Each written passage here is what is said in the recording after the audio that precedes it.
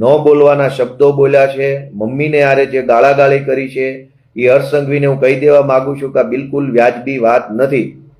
તારી દુશ્મની કે તારી રાજકીય વિરોધાભાસ ગોપાલ ઇટાલિયા સાથે હોય તો ગોપાલ ઇટાલિયો બિંદાસ ખુલ્લો ફરે. તો દર્શક મિત્રો, હાલમાં વાત કરવામાં આવે તો ગોપાલભાઈ ઇટાલિયા ભાઈ ફરી એકવાર આક્રમક મૂડમાં આપણને જોવા મળ્યા. એ માટે જોવા મળ્યા કેમ કે હર્ષભાઈ સંઘવી ઉપર ક્યાંક ને ક્યાંક એમને ફરી એકવાર આરોપો કર્યા. કેમ કે રાજકારણ એટલે તમને બધાને ખબર હશે કે આમથી આમ થતું હોય છે ને છેવટે એ બંને લોકો હાથ મિલાવી લેતા હોય છે. પરંતુ આ વખતે મિત્રો ગોપાલભાઈ ઇટાલિયાએ એટલો મોટો ધડાકો કર્યો કે જેને જોઈને આપણને પણ નવાઈ લાગે.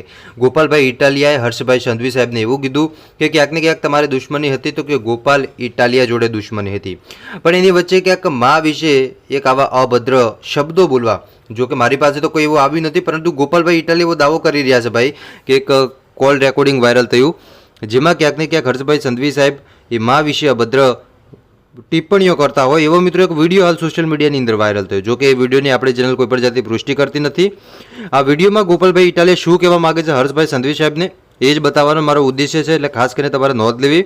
હવે આગળ તમને વિડીયો બતાવવાનો છું ભાઈ કે ગોપાલભાઈ ઇટાલિયા શું કહી રહ્યા છે. કેમ કે લગાતાર ગોપાલભાઈ ઇટાલિયા તમને બધાને ખબર હશે કે ક્યાંક ને ક્યાંક મોદી સાહેબ ઉપર પણ એમને પ્રહારો કર્યા અને ખાસ કરીને તો ભાજપ ઉપર તો ખાઈ પીને પડી ગયા છે ભાઈ કે આમ ને તેમ ને ઢેકડું ને પૂછડું ને આવું ઘણું બધું આપણે જોયું, બરોબર. કેમ કે આને જ રાજકારણ કહેવાય ભાઈ.